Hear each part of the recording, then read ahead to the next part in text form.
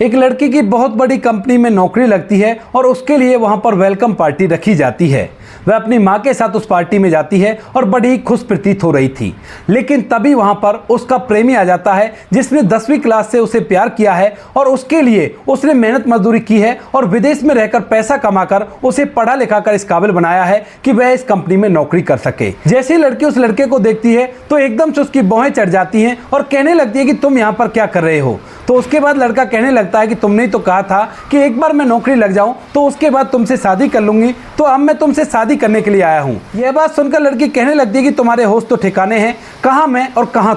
तुम 10वीं फेल हो और मैं इतनी ज़्यादा पढ़ी लिखी, हम दोनों का कोई मेल नहीं है और तुम ऐसा करो यहाँ से चले जाओ, खामा बात का बटंगर मत बनाओ। इस बात को सुनकर लड़का पूरी तरह से हैरान हो जाता है क्योंकि लड़की अब तक उससे शादी के वादे कर रही थी और काफ़ी दिनों से वो दोनों एक दूसरे से प्यार किया करते थे, लेकिन आज लड़की मना कर रही है। इसके बाद वह कहने लगता है कि ऐसा मत करो ऋचा, ये तो बहुत गलत होगा। लेकिन वह लड़की कहने लगती है कि या तो आराम से चले जाओ वरना मैं धक्के देकर तुम्हें यहाँ से निकलवा दूंगी। इस बात को सुनकर पार्टी में मौजूद और लोग भी कहने लगते हैं कि हाँ भाई, ये लड़की सही कह रही है और तू इसे परेशान क्यों कर रहा है। इसके बाद जो ऋचा होती है सिक्योरिटी गार्ड को आवाज लगाती है और उसे निकालने के लिए कहने लगती है। लेकिन तभी वहां पर कंपनी का मालिक आता है और उस लड़के से कहने लगता है कि सर, अगर आपको कोई आपत्ति ना हो तो आप मेरी बेटी से शादी कर लीजिए और मैं खुशी खुशी अपनी बेटी की शादी आपसे करने के लिए तैयार हूं। कौन था वह लड़का और किस वजह से कंपनी का मालिक उससे अपनी बेटी की शादी करने के लिए तैयार था, पूरी सच्चाई के बारे में जानने के लिए वीडियो को अंत तक जरूर देखें। उत्तर प्रदेश के लखनऊ में एक स्कूल के अंदर एक लड़का पढ़ा करता है जिस लड़के का नाम है आदित्य, जो कि मिडिल क्लास फैमिली से बिलोंग किया करता है और उसी की क्लास में एक ऋचा नाम की लड़की पढ़ा करती है। जैसे ही उनकी 10वीं क्लास कंप्लीट होती है तो उसी दौरान आदित्य को ऋचा से गहरा वाला प्यार हो जाता है और वह स्कूल के अंदर उससे बातचीत करने लगता है। लेकिन यहाँ पर जो ऋचा होती है वह वैसे तो ठीक ठाक परिवार से थी, लेकिन जैसे उसकी 10वीं क्लास कंप्लीट होने वाली थी उसी दौरान उसके पिता की मौत हो जाती है और पिता की मौत के बाद पिता के जो बिजनेस पार्टनर होते हैं वह उसके पास आ जाते हैं अपने कर्जे को लेने के लिए और इसी वजह से वो लोग पूरी तरह से रोड पर आ गए थे। ऋचा की माँ घर के अंदर अकेली रह गई थी और इसके बाद वह अपनी बेटी से पढ़ाई लिखाई के लिए मना करने लगती है। कहती है कि बेटी पढ़ाई लिखाई रहने दे क्योंकि हम लोगों से ये नहीं हो पाएगा। मैं जैसे तैसे करके दूसरों के घरों में काम करके मेरा और तुम्हारा पेट तो भर सकती हूँ, लेकिन तुम्हारी पढ़ाई लिखाई को नहीं करवा सकती। इसी वजह से ऋचा स्कूल आने से बंद हो जाती है और एग्जाम सर पर थे। अब यह बात जैसे आदित्य को पता चलती है तो वह सीधा ऋचा के घर पहुंच जाता है और वहां जाकर उससे पूछने लगता है कि ऋचा, क्या हुआ, किस वजह से तुम स्कूल नहीं आ रही। तो उसके बाद ऋचा अपनी पूरी कहानी रो रो कर उसे सुना देती है और कहती है कि आदित्य, अब मैं स्कूल नहीं जा पाऊंगी और मेरा पढ़ने लिखने का सपना ऐसे ही रह जाएगा क्योंकि जब पिता नहीं है तो माता को इतना काम करना पड़ेगा और उससे मेरी पढ़ाई लिखाई तो बिल्कुल भी नहीं हो सकती। यह बात कहकर वह स्कूल जाने से मना कर देती है। लेकिन जो आदित्य होता है वो वहीं पर उसकी मां से कह देता है कि आंटी, आप चिंता मत करो, आप अपनी बेटी को केवल खाने के लिए खाना दे देना, इसकी पढ़ाई लिखाई में जितना भी पैसा खर्च होगा मैं खर्च कर दूंगा, लेकिन इसे पढ़ने से मत रोको। अब दोनों बच्चे ही थे और इसी वजह से माँ भी इस बात को ऐसे हल्के में ले लेती है। लेकिन अगले ही दिन जो आदित्य होता है वह स्कूल में उसकी फीस जमा करवा देता है और स्कूल से ऋचा के घर पर फोन आता है और उसे बताया जाता है कि आपकी फीस जमा हो गई है और आप स्कूल में आ सकती हो। इसके बाद ऋचा की माँ भी उससे कहती है कि ठीक है बेटी, अगर तू पढ़ना चाहती है तो बेशक से पढ़ ले, जब लड़का इतनी जिद कर रहा है तो कोई बात नहीं। अब जो आदित्य होता है वह ऋचा की पढ़ाई लिखाई को लेकर काफ़ी ज़्यादा सीरियस हो जाता है और ऋचा के लिए वह 10वीं क्लास से अपनी पढ़ाई लिखाई को छोड़ देता है और इधर उधर छोटे मोटे काम करके उसके स्कूल की फीस भरने लगता है। अब यह बात जैसे आदित्य के घर वालों को पता चलती है तो उसके बाद वह उसे धमकाने लगते हैं, लेकिन आदित्य के सर पर प्यार का भूत सवार था और उसके बाद वह अपना घर छोड़कर घर से निकल जाता है और ऋचा की मदद करने के लिए मेहनत मजदूरी करने लगता है। धीरे धीरे समय बीतता है और समय के साथ साथ जो आदित्य के घर वाले होते हैं वह भी उसे बार बार पकड़कर घर लाया करते, लेकिन वो इधर उधर काम किया करता और घर वालों की एक नहीं सुना करता, तो घर वाले भी उस पर ज़्यादा गौर देना बंद कर देते हैं क्योंकि वो परिवार के अंदर 3 भाई थे तो 2 भाई और थे, वह परिवार को आगे चला सकते हैं। इसी वजह से घर वालों ने उसे ऐसे ही छोड़ दिया था और आदित्य मेहनत मजदूरी करके ऋचा को पढ़ाने लिखाने लगता है। ऋचा की 12वीं क्लास कंप्लीट हो जाती है और उसके बाद अब ऋचा जब आगे की पढ़ाई करना चाहती है तो उसके लिए और भी ज़्यादा पैसे खर्च होते हैं। और जब आदित्य को ये पता चलता है कि ऋचा की पढ़ाई के लिए और भी पैसे चाहिए तो इसी वजह से आदित्य अब अपने लिए विदेश में काम ढूंढने लगता है और विदेश में उसे काम मिल भी जाता है, क्योंकि अब तक वो बालिग हो गया था और बालिग होने के बाद वह सीधा 18 साल की उम्र में विदेश चला जाता है और वहीं पर रहकर कमाई करने लगता है। धीरे धीरे समय बीतता है और समय के साथ साथ जो आदित्य होता है वहां से पैसे कमाकर ऋचा और ऋचा की मां के पास भेज दिया करता और अब तो ऋचा की मां को काम करने की जरूरत भी नहीं पड़ा करती है। ऋचा धीरे धीरे अपनी ग्रेजुएशन करती है और ग्रेजुएशन के बाद पोस्ट ग्रेजुएशन करती है और उसके बाद एक कंपनी में नौकरी लगने का सपना देखने लगती है। यह कंपनी लखनऊ की बहुत बड़ी कंपनी थी और इसमें अगर किसी को नौकरी मिल जाए तो उसको लगभग 15 से 20 लाख का पैकेज मिलता है और उस कंपनी में नौकरी लगने वाले की जिंदगी पूरी तरह से बदल जाती है। एक दिन ऋचा आदित्य से बात कर रही थी और बातों के दौरान वह कहने लगती है कि आदित्य, अगर मेरी अच्छी सी जगह पर नौकरी लग जाए तो उसके बाद मैं और तुम शादी करके अच्छे से अपने जीवन को व्यतीत करेंगे और हमारे बीच की दूरियां पूरी तरह से खत्म हो जाएंगी। यानी कि अब तक लगातार आदित्य ऋचा से बात करता हुआ आया था और ऋचा ने कह दिया था कि मैं तुम्ही से शादी करूंगी। इसी वजह से आदित्य ने उसे पढ़ा लिखा कर इस काबिल बना दिया और उसके बाद वह उससे पूछने लगता है कि ऋचा बताओ कौन सी कंपनी में तुझे काम करना है। अब इस बात को सुनकर ऋचा मुस्कुराने लगती है और कहती है कि ऐसा थोड़ी ना होता है, जहां पर हम सोचा करते वहां पर हमारी नौकरी लग जाए, ऐसा नहीं हो सकता। तो वह पूछता है कि बताओ तो सही कौन सी कंपनी में काम करने का तुम्हारा इरादा है। तो उसके बाद जो ऋचा होती है वह लखनऊ की सबसे बड़ी कंपनी के बारे में उसे बता देती है और कहती है कि मैं इस कंपनी में काम करना चाहती हूं क्योंकि यहां पर अगर मेरी नौकरी लग गई तो बड़ा ही अच्छा रहेगा। इसके बाद आदित्य कहता है कि ठीक है, लग जाएगी, मेहनत करो और वहां पर इंटरव्यू देने के लिए चले जाना जब भी कभी तुम्हें मौका मिले। ऐसा कहकर आदित्य फोन काट देता है और उसके बाद धीरे धीरे कुछ समय बीतता है। लगभग 6 महीने ही बीते थे और 6 महीने बाद अचानक से ऋचा के फोन पर एक फोन आता है जो कि उसी बड़ी कंपनी से था जिस कंपनी के वो ख्वाब देख रही थी और उस कंपनी में उसे इंटरव्यू के लिए बुलाया गया था। ऋचा इस बात को सुनकर अपने कानों पर विश्वास नहीं करती और वह अपनी माँ से पूछने लगती है कि माँ, कहीं ये सपना तो नहीं है। तो उसकी माँ कहती है कि नहीं बेटा, सपना नहीं है, अभी अभी तेरे पे फोन आया था और उसके बाद से तू अजीब सी हरकतें कर रही है। इस बात को सुनकर ऋचा को विश्वास हो जाता है कि सच में ही उस कंपनी से मुझे फोन आया है और उसमें ही मुझे काम के लिए बुलाया गया है। इसके बाद जो ऋचा होती है वह कसकर अपनी माँ को गले लगा लेती है और कहती है कि माँ, उस कंपनी में मुझे नौकरी के लिए बुलाया गया है और मैं इंटरव्यू देने के लिए जा रही हूँ। माँ भी इस बात को सुनकर बड़ी खुश होती है क्योंकि उसे भी पता है कि वो कंपनी कैसी है और उस कंपनी के वर्करों का कितना अच्छा जीवन हो जाता है। इसी वजह से माँ भी कहती है कि ठीक है बेटी, अच्छी तरह से जाना और इंटरव्यू एक बार में ही क्लियर कर देना। इधर जो ऋचा होती है वह आदित्य को भी फोन करती है और फोन करके उसे बताती है कि आदित्य, लगता है ऊपर वाले ने हमारी सुन ली और अब हम दोनों की शादी जल्द ही होने वाली है क्योंकि उस कंपनी से मुझे फोन आ गया है और वहां पर अगर एक बार नौकरी लग गई तो उसके बाद हमारा जीवन और भी ज्यादा आसान हो जाएगा। इस बात को सुनकर आदित्य उसे बेस्ट ऑफ लक कहता है और कहता है कि अच्छे से अपना इंटरव्यू देना और मेरे ख्याल से जरूर से तुम्हारा सिलेक्शन हो जाएगा। इसके बाद जो ऋचा होती है अपने इंटरव्यू की तैयारी में जुट जाती है और जिस दिन उसको बुलाया जाता है उस दिन अच्छी तरह से तैयार होने के बाद जो ऋचा होती है इंटरव्यू देने के लिए चली जाती है। इंटरव्यू लेने के बाद उसे वो नौकरी मिल जाती है और यह बात सुनकर उसे अपने कानों पर विश्वास नहीं होता और वह सोचने लगती है कि कहीं मैं सपना तो नहीं देख रही। लेकिन जो कुछ भी हो रहा था उस सब का प्रमाण उसके सामने था और इसी वजह से वह इस बात पर विश्वास करने लगती है। सीधा वह अपने घर आती है और घर आकर अपनी माँ को बताती है कि माँ, वहाँ पर मुझे 1.5 लाख रुपए महीने की सैलरी मिल रही है और उस कंपनी में मेरी नौकरी लग गई है। इस बात को सुनकर माँ भी एकदम से फूली नहीं समाती और इसके बाद वह बड़ी खुश होती है और दोनों माँ बेटी छोटी सी पार्टी करती हैं एक दूसरे के लिए और वहाँ पर अच्छी तरह से उस दिन को सेलिब्रेट करती हैं। इसके बाद धीरे धीरे समय बीतता है और समय के साथ साथ ज्वाइनिंग वाला दिन भी आ जाता है। लेकिन उससे एक दिन पहले कंपनी की तरफ से ऋचा के लिए एक वेलकम पार्टी रखी गई थी जो आम लोगों के लिए नहीं रखी जाती और इस बात को सुनकर ऋचा को बड़ी हैरानी होती है क्योंकि उस कंपनी में जितने भी बड़े से बड़े वर्कर लग जाओ पर उनके लिए भी कोई पार्टी नहीं हुआ करती थी, लेकिन यहाँ पर ऋचा के लिए पार्टी रखी गई थी। ऋचा अपनी माँ के साथ तैयार होकर उस पार्टी में बड़ी खुश होकर पहुंच जाती है और अब तक ऋचा इस नौकरी के लेकर काफी ज्यादा घमंडी भी हो गई थी क्योंकि उसे लग रहा था कि इंटरव्यू लेने वाले ने मेरी पढ़ाई लिखाई के आधार पर मुझे नौकरी दी है और बहुत ही अच्छा परफॉर्म मैंने किया था, इसी वजह से उन लोगों ने मेरे लिए पार्टी रखी है और वो मुझे इसके बाद और भी बड़ी बड़ी पोस्ट देने वाले हैं।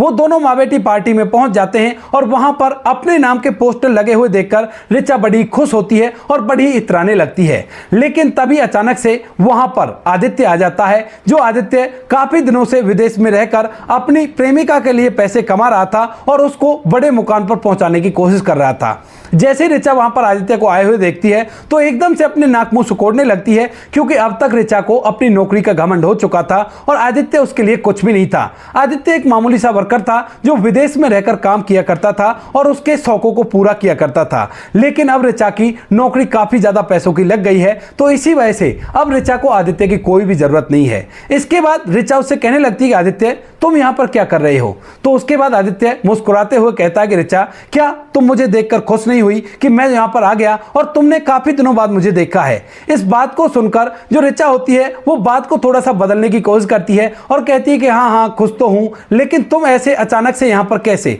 तो वो कहता है कि बस तुम्हारी याद आ गई और इसीलिए आ गया। तुमने कहा था ना कि जब तुम्हें नौकरी मिल जाएगी तो उसके बाद तुम मुझसे शादी करोगी, तो अब हमारी बारी है शादी करने की। तो मैं चाहता हूं कि इस पार्टी के अंदर ही तुम अनाउंस कर दो कि तुम मुझसे शादी करने वाली हो, ताकि इस कंपनी का कोई भी वर्कर तुम पर गलत तरह की निगाह ना रखे। अब इस बात को सुनकर ऋचा की भौहें और भी चढ़ जाती हैं, लेकिन तभी जो ऋचा की मां होती है वो कहने लगती है कि क्या कहा तुमने, तुमसे और शादी? तेरे जैसे अनपढ़ लड़के ने समझ भी कैसे लिया कि मेरी पढ़ी लिखी बेटी तुझसे शादी करेगी। अब इस बात को सुनते ही जो आदित्य होता है उसके पैरों तले से जमीन खिसक जाती है और वो सोचने लगता है कि ये इसकी मां क्या कह रही है, क्योंकि आज तक तो उसकी मां कहा करती थी कि बेटा तुझी से शादी करवा देंगे और अच्छा रहेगा, तू ही इससे शादी कर लेना, अच्छा कमाया भी करता है और ये भी नौकरी लग जाएगी पढ़ लिख कर। लेकिन आज उसकी मां के तेवर पूरी तरह से बदल गए थे और इसके बाद जो आदित्य होता है वह ऋचा की तरफ देखने लगता है और कहता है कि ऋचा, ये तुम्हारी मम्मी क्या कह रही हैं, समझाओ इन्हें, हम लोग एक दूसरे से शादी करने वाले हैं ना। ऐसा कहकर वह ऋचा की तरफ देखने लगता है,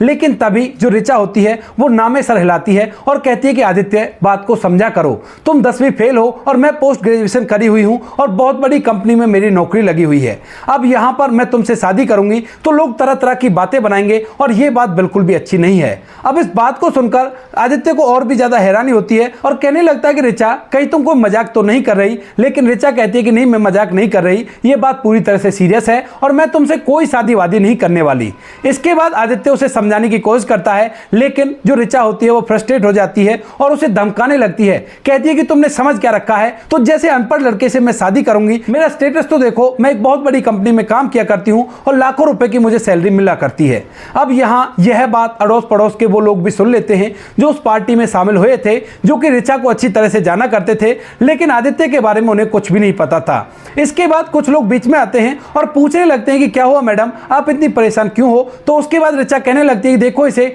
10वीं फेल होकर मुझसे शादी के सपने देख रहा है और इसे जरा भी शर्म नहीं आ रही ऐसी बात करने पर। अब उसके बाद वो लोग आदित्य से कहने लगते हैं कि हाँ भाई, तू कौन है और यहाँ पर तुम्हें किसने बुलाया है। तो उसके बाद आदित्य कहता है कि देखो, मैं इसको जानता हूं और इससे मेरी सगाई तय हो गई थी और मैं इससे शादी करने वाला हूं, इसी वजह से मैं यहां पर आया हूं और मैंने इसे पढ़ा लिखा कर इस लायक बनाया है कि ये यहां पर काम कर सके। मैं केवल इससे बात करना चाहता हूं, तुम लोग बीच में मत बोलो। लेकिन तभी ऋचा कहती है कि हाँ, तुमने पढ़ा लिखा कर इस लायक तो बना दिया है, लेकिन तुम्हारे जितने भी पैसे लगे हैं उनके डबल और ट्रिपल मैं तुम्हें दे दूंगी। बताओ तुम्हें कितने पैसे चाहिए, तुम कहो तो मैं तुम्हें 20 लाख रुपए भी दे दूंगी और उनको लेकर मेरा पीछा छोड़ो और चले जाओ यहां से। इसके बाद आदित्य मुस्कुराने लगता है और कहता है कि उन पैसों को लौटा सकती हो, लेकिन मेरी पढ़ाई लिखाई को लौटा सकती हो जो मैंने तुम्हारे लिए छोड़ा था। क्या उन बचपन के दिनों को लौटा सकती हो जब मैं तुम्हारे लिए काम किया करता था। अब यह बात सभी पार्टी में पता चल जाती है और जब यहां पर ऋचा इन सभी बातों को सुनती है तो दोबारा से उसे यहां से जाने के लिए कहने लगती है। इतनी देर में उस कंपनी का मालिक, जो बड़ी कंपनी थी, उस कंपनी का मालिक वहां पर आ जाता है और वह भी दूर खड़ा होकर इस मामले को समझने की कोशिश करता है। ऋचा के धमकाने के बावजूद भी जब आदित्य नहीं जाता है तो ऋचा सिक्योरिटी को बुलाने लगती है और कहती है कि इसे धक्के देकर यहां से बाहर निकाल दो। अब जो सिक्योरिटी गार्ड होते हैं वह आदित्य की तरफ बढ़ने लगते हैं, लेकिन तभी जो कंपनी का मालिक होता है, जिस कंपनी में ऋचा काम किया करती है, वह एकदम से उन गार्डों को रोकता है और वहां पर आने के बाद आदित्य के सामने खड़ा होकर कहने लगता है कि सर, इस जैसी लड़की से शादी करके आप क्या करोगे? अगर आप चाहो तो मैं आपकी शादी अपनी बेटी से खुशी खुशी कराने के लिए तैयार हूं। अब जैसे ये बात पार्टी में और लोग सुनते हैं और ऋचा सुनती है तो एकदम से हक्के बक्के रह जाती है ऋचा भी और वो लोग भी। वो लोग सोचने लगते हैं कि आदित्य में ऐसा क्या है जो कंपनी का मालिक इस इससे अपनी बेटी की शादी कराना चाहता है। इसके बाद आदित्य कहता है कि नहीं सर, ऐसी कोई बात नहीं है, शादी करने के लिए मेरे लिए लाखों लड़कियां हैं, लेकिन मैं इससे प्यार किया करता था और इसी से शादी करना चाहता था, लेकिन अब इसे नहीं करनी शादी तो कोई बात नहीं, मैं किसी और से शादी कर लूंगा। इस बात को कहकर आदित्य वहां से जाने लगता है, लेकिन कंपनी का मालिक उसके साथ साथ जाता है और कहता है कि सर एक बार मेरी बेटी को देख लो, वो इसी पार्टी में है, अगर आपको अच्छी ना लगे तो बेशक से मना कर देना। इसके बाद जो आदित्य होता है वो रुक जाता है और वहीं पर जो कंपनी का मालिक होता है वह अपनी बेटी रिया को आवाज लगाता है और रिया को जैसे आदित्य देखता है तो देखने के बाद उसे रिया अच्छी लगती है और वो कहता है कि ठीक है सर, अगर आप चाहते हो तो मैं आपकी बेटी से शादी कर लूंगा। इधर रिचा और वहां पर पार्टी में जितने भी लोग थे वो बड़े ही हैरान होते हैं कि एक 10वीं फेल लड़के से इतने बड़े कंपनी के मालिक अपनी बेटी की शादी क्यों करना चाहते हैं। उन लोगों की हैरानियत भरी निगाहें कंपनी के मालिक की तरफ देख रही थी और तभी जो कंपनी का मालिक होता है वह पूरी तरह से इस बात को समझ जाता है कि लोगों को बताना जरूरी है, वरना लोग तरह तरह की बातें बताने लगेंगे। इसके बाद जो कंपनी का मालिक होता है वो आदित्य को इज्जत के साथ एक कुर्सी पर बिठाता है और खुद स्टेज पर चढ़ जाता है और वहां पर आदित्य के बारे में सभी लोगों को बताने लगता है। कहता है कि आप लोगों का अटेंशन चाहता हूं और सबसे पहले आप लोगों को मैं इनसे परिचित कराना चाहता हूं। ये जो लड़का आपको दिखाई दे रहा है, जिसको काफी देर से आप लोग बेइज्जत कर रहे थे 10वीं फेल कह कहकर, ये विदेश की एक बहुत बड़ी कंपनी का मालिक है और इसके कहने पर ही इस लड़की को, जिस लड़की ने इसे ठुकराया है, उसे हमने नौकरी पर रखा था। अगर आदित्य सर का कॉल नहीं आता तो इस जैसी लड़की को तो हम अपनी कंपनी के सिक्योरिटी गार्ड भी नहीं रख सकते थे, लेकिन वो तो इनका कॉल आ गया था और इसी वजह से इन्हें रखना पड़ा, क्योंकि इनकी कंपनी ने हमारी कंपनी को 10 करोड़ रुपए का ऑर्डर दिया है और वो ऑर्डर हमारे लिए बहुत ही जरूरी है और उससे ही हमारी कंपनी उन्नतियों को छू रही है। यह बात सुनते ही सभी लोग पूरी तरह से हैरान हो जाते हैं और इतनी देर में जो आदित्य होता है वह वहां से स्टेज पर चढ़ जाता है और स्टेज पर चढ़ने के बाद अपनी पूरी के पूरी दास्तां सभी लोगों को बताने लगता है। वह बताता है कि किस तरह से 10वीं क्लास से वह इससे प्यार किया करता था और उसी के लिए उसने अपने घर वालों से भी बगावत की और उनसे अलग रहने लगा। जब इसको ज्यादा पैसों की जरूरत थी तो विदेश में जाकर काम करने लगा और वहीं पर उसने मेहनत की और मेहनत करके अपने लिए एक बहुत बड़ी कंपनी खड़ी कर ली, जिसका वो मालिक है और वो चाहे तो इंडिया के अंदर जितनी बड़ी ये कंपनी है ऐसी 10 कंपनी एक साथ में खड़ी कर सकता है। यानी कि जो आदित्य था वो फिलहाल करोड़पति था और इस बात को सुनकर रिचा की पूरी उम्मीदें टूट जाती हैं। इसके बाद आदित्य स्टेज पर घोषणा करता है कि जिस लड़की ने मुझे धोखा दे दिया उसको अब नौकरी पर रखने की कोई जरूरत नहीं है, आप चाहो तो उसे नौकरी से निकाल भी सकते हो अगर वो आपके काम के लायक नहीं है तो। इसके बाद जो कंपनी का मालिक होता है वो फौरन से रिचा को आदेश देता है कि माफ कीजिएगा, आप हमारी कंपनी में काम करने के लायक नहीं हो, वो तो आदित्य सर की सिफारिश की वजह से आपको हमने अपनी कंपनी में रखा था। यह बात सुनते ही रिचा के पूरे सपने टूट जाते हैं और वह हाथ जोड़कर आदित्य से माफी मांगने लगती है, लेकिन आदित्य मालिक की बेटी का हाथ पकड़ता है और वहां से बाहर की तरफ निकल जाता है। इसके बाद जो आदित्य होता है वह रिया से शादी कर लेता है और उसी के साथ अपने घर को बसाने लगता है। धीरे धीरे कुछ समय बीतता है और कुछ समय बाद आदित्य अपनी पत्नी के साथ एक जगह घूमने के लिए जाता है और वहां पर उसे रिया और उसकी मां दिखाई दे जाती हैं, जो कि अपनी ढेर सारी डिग्रियों को लेकर यहां पर एक छोटी सी चाय की दुकान चला रही हैं, क्योंकि ये टूरिस्ट स्पॉट है और यहां पर अच्छे खासे कस्टमर आ जाया करते हैं। वहां पर रिचा जैसे आदित्य को देखती है तो देखते अपनी आंखों में आंसू भर लाती है, लेकिन आदित्य उसकी तरफ मुस्कुराते हुए वहां से निकल जाता है और उससे बात तक भी नहीं करता है।